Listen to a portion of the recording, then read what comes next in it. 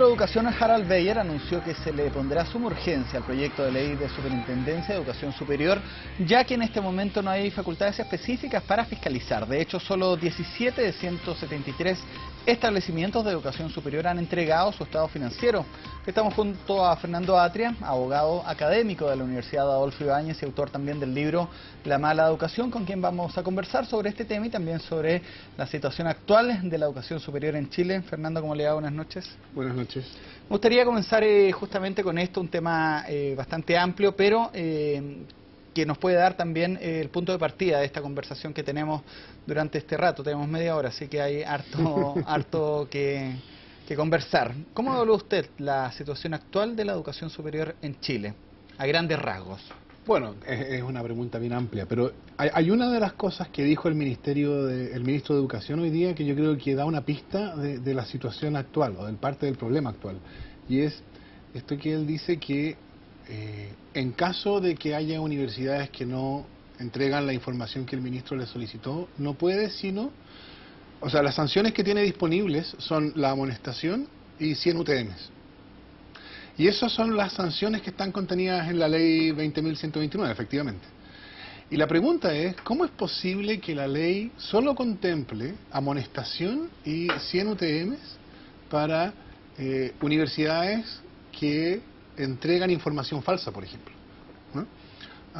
Que mienten. Bueno, o sea, no estoy acusando a nadie, porque la ley se pone en el evento, ¿no? De que si una universidad no entregar información o entregar información falsa, podrá ser sancionada con amonestación o con 100 UTM. Y lo interesante es lo notablemente baja que es la sanción. Esta es una ley de 2006. Entonces, y lo que yo creo que eso muestra es lo poco relevante que esto parecía, ¿no? Y claro, lo muy relevante que nos parece hoy día, ¿no? El problema, por ejemplo, de las universidades que retiran utilidades de manera creativas. Claro, ¿no? con la inmobiliaria. Bueno, a eso me refiero, ¿no? El problema de qué pasa si una universidad no entrega información sobre sus estados financieros, que es lo que se estaba discutiendo hoy día, ¿no? Pero el punto general que yo creo que esto ilustra es que estas eran cuestiones que cuando se discutió esta ley, hace 5 años o 6 años, bueno, parecía razonable que no era nada más grave que 100 UTM.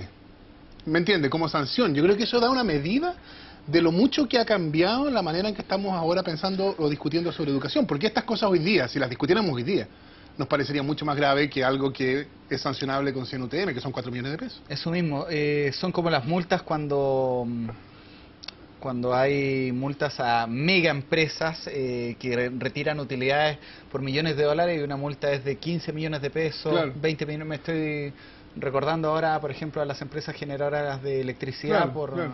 Sí, pero mi punto ahora no es porque, por supuesto, todavía ni siquiera se vence el plazo para que entreguen la información a la cual el ministro se refería en este caso, ¿no? O sea, todavía, a lo mejor todas cumplen y cumplen bien. Lo que debe llamarnos la atención es que cuando llegó el momento de decir qué tipo de sanción merecería el hecho de que una universidad entregue información falsa, lo que pareció razonable en su momento como sanción más grave fue 4 millones de pesos. Eso da una imagen de lo poco relevante que era el tema, ¿me entiendes? Y yo creo que eso es lo que hace que, bueno, que estemos discutiendo ahora de esto, que se está hablando tanto. El 2011 algo pasó, algo muy importante pasó. Le iba a consultar, usted es autor del libro La mala educación, ideas que inspiran el movimiento estudiantil en Chile. Ese es el apellido que tiene su libro. Sí. El movimiento del 2011, el movimiento estudiantil, ayudó a despertar conciencias en torno a la educación chilena, más allá, y se lo consulto porque yo como periodista muchas veces me toca ver los comentarios de la gente, en especial a través de Twitter, y dicen marcha tras marcha tras marcha, estos niñitos no se aburren, pero más allá de esa marcha tras marcha tras marcha, ayudó a que nos diéramos cuenta de hechos como esto. O sea, yo creo que eso es indudable. La manera en que estamos discutiendo sobre educación hoy día, las cosas que son importantes o graves y las que no lo son, han cambiado. Y yo creo que han cambiado porque por lo que pasó el año pasado. Yo creo que es un error preguntarse por el éxito o fracaso del movimiento estudiantil en términos de qué reformas concretas han conseguido. Ya, bueno, en eso ya han conseguido algunas cosas, o van a conseguirlas muy luego, ¿no? Se va a modificar el CAE, etcétera. Pero mucho más importante que eso son cuestiones como que ahora, por favor, ha habido un informe un informe presentado por la Comisión de la Cámara de Diputados a la Cámara, todavía no está aprobado por la Cámara, en que oh sorpresa, nos informa que hay universidades que retiran utilidades, cuando sabemos que, siempre hemos sabido que es, pero siempre sabíamos, y nunca fue demasiado grave. Siempre había algunas personas que reclamaban, pero nunca fue un tema político que tuviera urgencia. Hasta ahora. Y ahora tanta tiene, bueno, de eso vamos a hablar después, ¿no? Que el ministro ahora quiere que la cuestión se discuta ya y que salga la ley en un mes. Esa fue la noticia, la portada de los diarios durante la jornada. Ministro Beyer anuncia suma urgencia para el proyecto de la Superintendencia de Educación Superior. Suma urgencia, es decir, debería estar listo de aquí a agosto. Claro. ¿De qué ayudaría una superintendencia en la educación superior? Bueno, esa es una buena pregunta. Muchas gracias. A los periodistas nos encantan cuando nos dicen. No, quiero decir, es una pregunta cuya respuesta es mucho menos evidente de la que uno pensaría. Porque claro, pareciera que la superintendencia soluciona el déficit de fiscalización. Pero aquí yo creo que la cuestión es importante mirarla un poco más allá, porque lo que la superintendencia va a tener facultades para hacer, va a ser, por un lado, fiscalizar el cumplimiento de cuestiones como que sean entidades sin fines de lucro, etcétera, que no haya publicidad engañosa, que haya, todo esto según el proyecto, que puede cambiar, por supuesto, ¿no? Que haya, que las universidades respeten los términos contractuales con los cuales se han relacionado con sus estudiantes, ese tipo de cosas. De esas, diría yo, dado la discusión actual, dada la situación actual y dada la razón por la cual ahora se le pone urgencia a este proyecto, o se le pretende poner urgencia a este proyecto, la más importante de todas, evidentemente, es la fiscalización de que las universidades realmente sean lo que la ley dice que deben ser, ¿no? Entidades sin fines de lucro. Y de hecho, el número es bastante sorprendente. 17 de 173 instituciones de educación han entregado este estado al día de ayer ya. Claro. Esa fue la información. Lo invito a que veamos una nota que contextualiza esto y luego seguimos conversando y esperando también las preguntas que están llegando a través de Twitter. Son 60 universidades, 45 institutos públicos y 68 centros de formación técnica. En total 173 casas de estudio de educación superior y de ellas solo 17 han entregado sus estados financieros al Mineduc.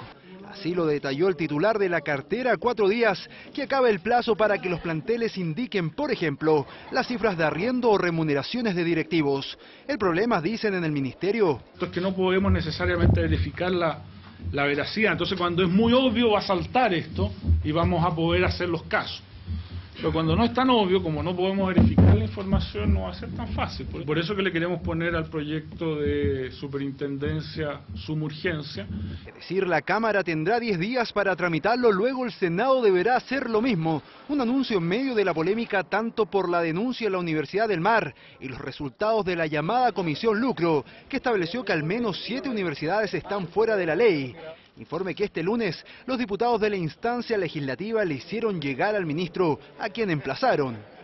Que esta conclusión haga reflexionar al ministro, porque si no reflexiona solo, lo vamos a hacer reflexionar en la Cámara de Diputados.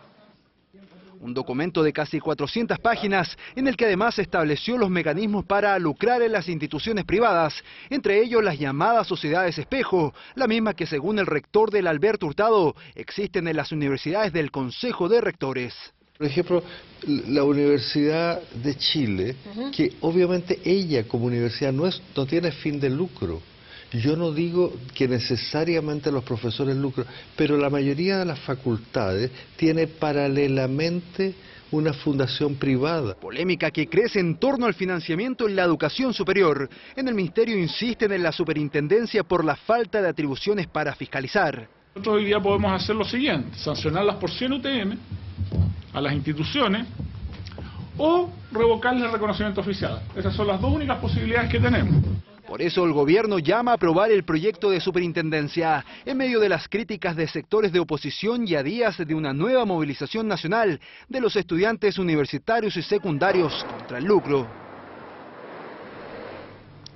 Bueno, ahí veíamos esta nota que es bastante clarificadora. Usted hace una mención a las palabras del padre Montes en torno a esta equivalencia que habría.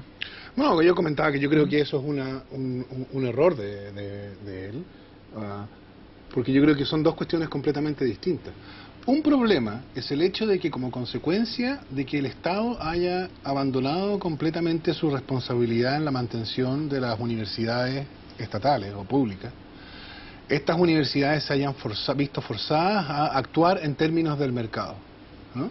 Y entonces, claro, tienen, qué sé yo, fundaciones, por ejemplo, que tienen varias finalidades. Una de esas finalidades es permitir recibir fondos que se van a destinar a actividades académicas, pero que se permanecen en una fundación de derecho privado, lo que con la pretensión, y esto ha habido algún tipo de discusión sobre si esto se puede hacer, pero, o sea, si fue eficaz, pero la pretensión es mantener esos fondos fuera del alcance del régimen de las entidades públicas, que le exige digamos que es mucho más inflexible que el de las universidades privadas. Y como tienen que competir con las universidades privadas, entonces eso era un problema para las universidades públicas.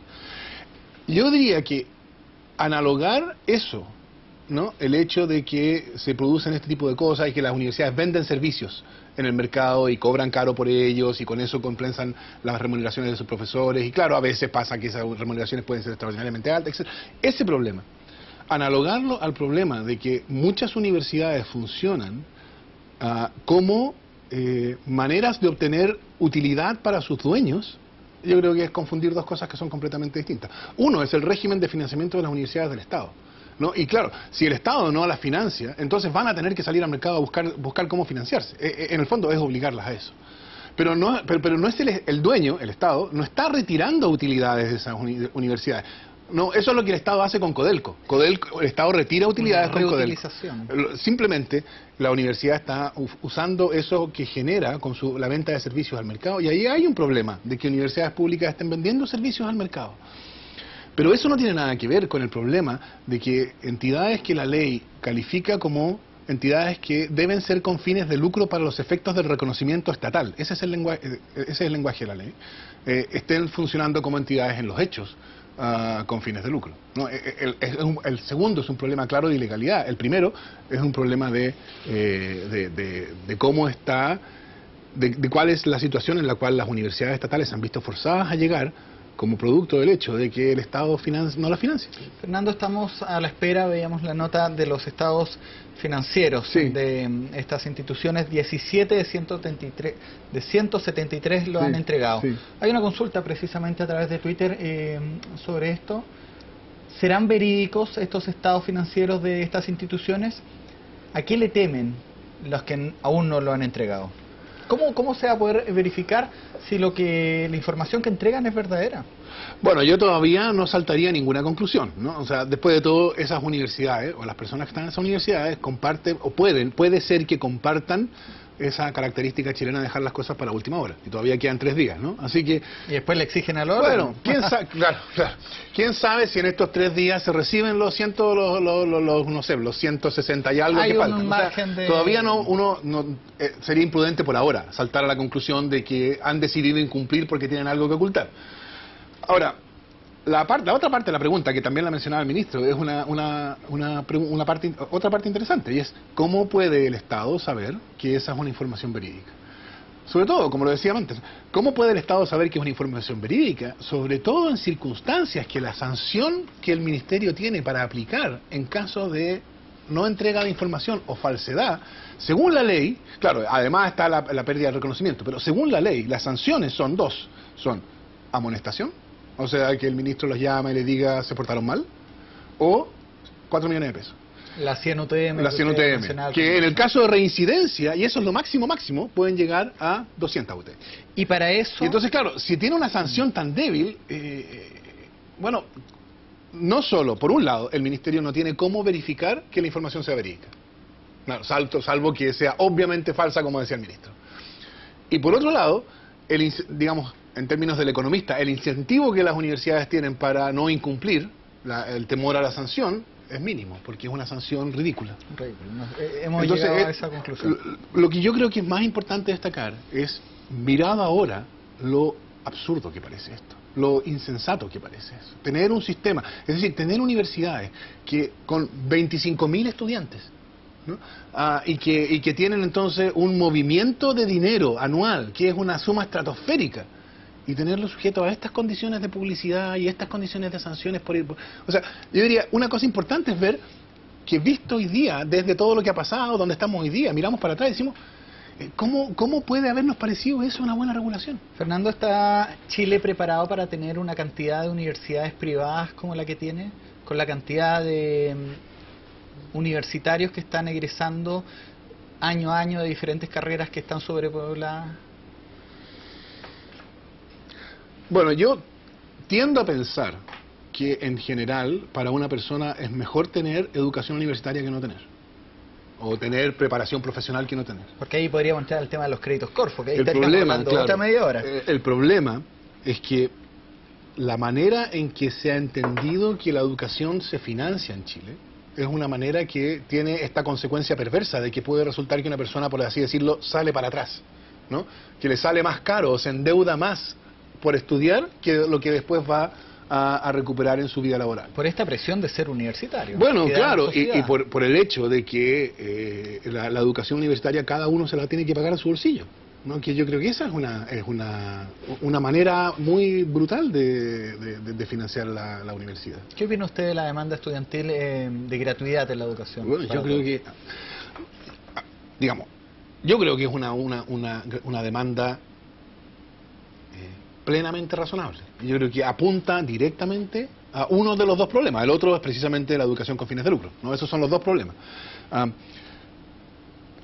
Yo no habría usado esas palabras, pero bueno, yo tengo la comodidad de escribir detrás de mi computadora en mi oficina y no tengo que andar conduciendo marchas de decenas de miles de personas, ¿no? Entonces, leí una columna que escribió para sí, perdón. bueno, por eso, yo no habría dicho gratuidad, porque gratuidad parece ser como que la educación se paga, o sea, que nadie la paga. Y yo creo que el punto no es que nadie la pague, porque evidentemente alguien la tiene que pagar. Alguien tiene que pagar. Entonces, lo que quiere decir gratuidad, y yo creo que eso es lo que la demanda que se manifiesta con ese lenguaje, la exigencia de gratuidad es una exigencia porque la educación que cada uno recibe no esté medida por el dinero que cada uno puede pagar, ¿no? Porque cuando la educación se vende en el mercado, ¿no? El que tiene 10 para comprar educación, compra educación por 10, y el que tiene 100, compra educación por 100.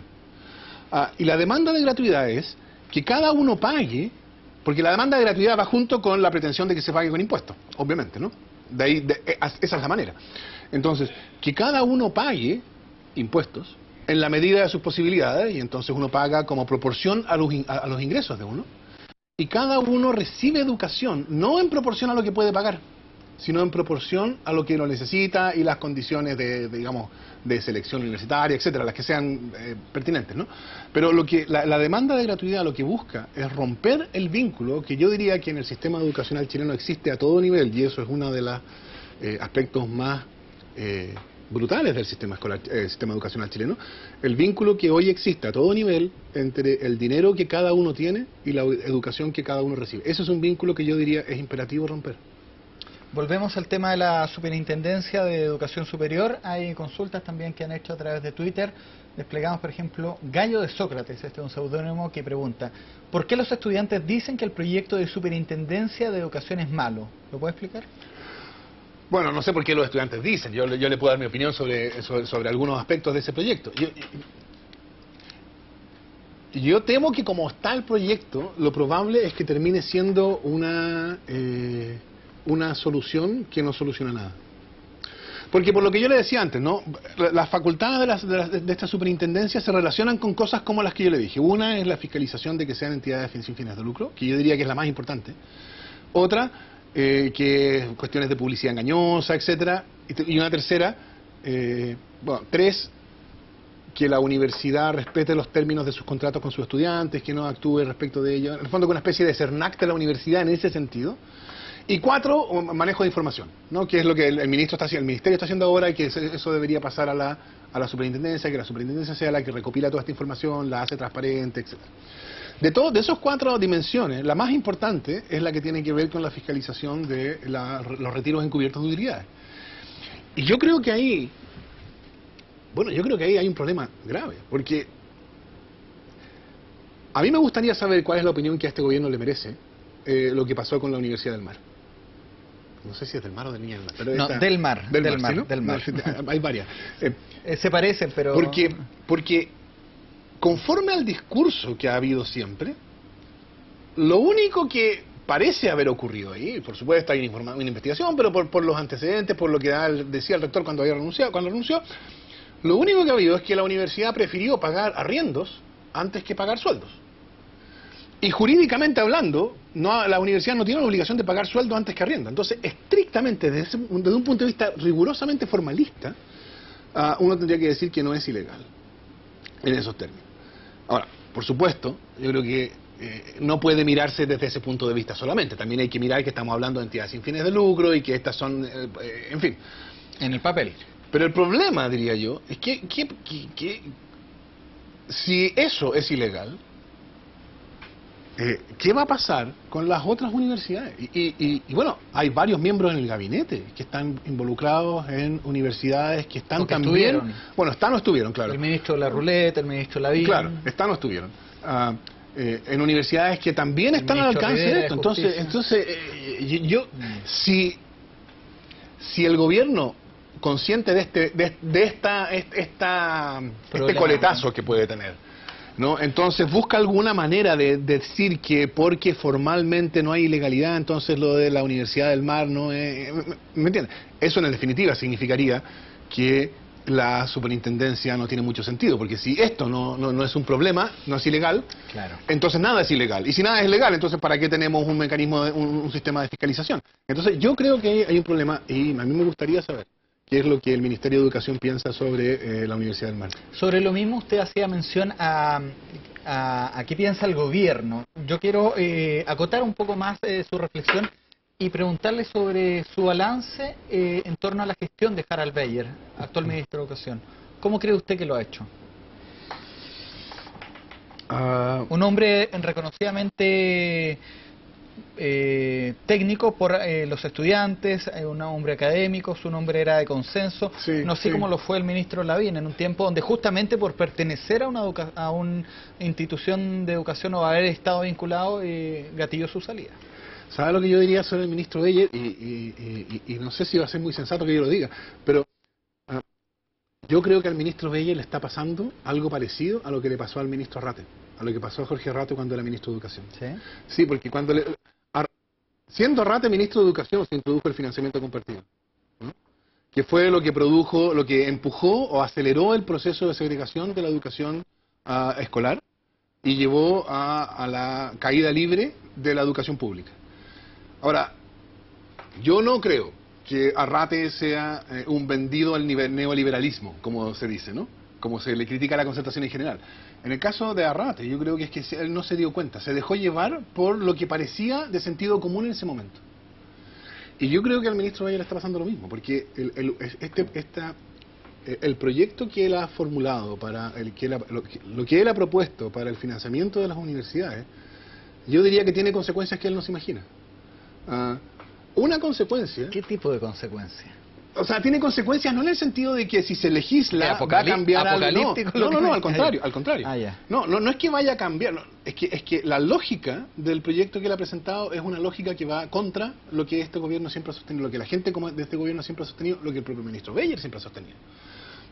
Solo un ejemplo, porque la cuestión es un poco más compleja y no quiero hacer una exposición demasiado larga, pero solo un ejemplo para hacer referencia al mismo financiamiento compartido, que no es esto no es educación universitaria, esto es educación escolar, ¿no? El financiamiento compartido es la posibilidad que la ley le da a los establecimientos educacionales que reciben subvención estatal de cobrar una cantidad adicional a los padres, ¿no? Entonces, qué sé yo, la subvención estatal es 50.000 pesos y el establecimiento cobra 15.000 adicionales. Eso lleva a que solamente las personas que pueden pagar 15.000 pesos están en un colegio de 15.000 pesos. El que puede pagar 10.000 no puede llegar a ese colegio. Entonces eso agudiza la segregación del sistema escolar. Pero lo interesante es que cuando se discute sobre financiamiento compartido, sobre la posibilidad de los establecimientos de cobrar esta cantidad adicional a los padres, eso, digamos, la derecha en general, la gente que está vinculada a este gobierno, y el ministro Beyer en particular, siempre lo han defendido como un caso de una libertad fundamental de los padres de contribuir a la educación de los niños. Ahora, lo interesante es que si uno se pregunta cómo aparece eso mismo en la educación superior. Ahí no se llama financiamiento compartido, la ley no lo llama financiamiento compartido. Pero esta idea de que el Estado pone una cantidad y sobre esa cantidad la institución cobra directamente al estudiante una cantidad adicional, en términos de la educación superior se llama brecha entre el arancel de referencia y el arancel real, ¿no? El arancel de referencia es 1.000, la universidad cobra 1.200. Entonces esos 200, que son la brecha entre el arancel de referencia y el arancel real, son cobrados al estudiante directamente. Y el proyecto que ha presentado este ministro de Educación aboga por eliminar esa brecha, que las universidades no puedan cobrarla.